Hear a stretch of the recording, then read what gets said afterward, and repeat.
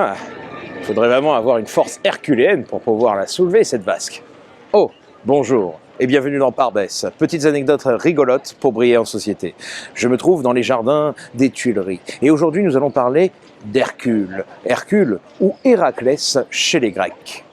Ces statues représentent l'enlèvement de Déjanire, la femme d'Héraclès, par le centaure Nessos. Un jour qu'il se baladait avec sa femme, Héraclès fut surpris par la présence d'un grand cours d'eau avec un courant très violent qui l'empêchait de le traverser à la nage en mettant Déjanire sur ses épaules.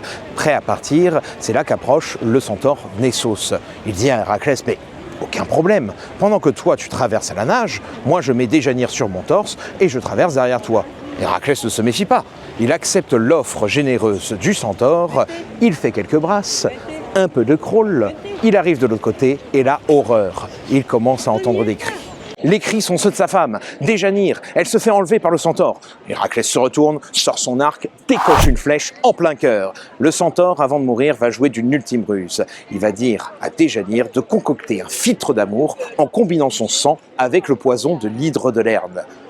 Elle accepte, elle récupère le sang, elle concocte le filtre et va le répandre sur une tunique qu'elle va offrir à Héraclès.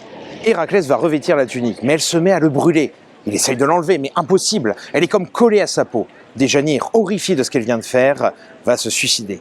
Et Héraclès, tordu de douleur, n'a d'autre choix que de se jeter dans les flammes.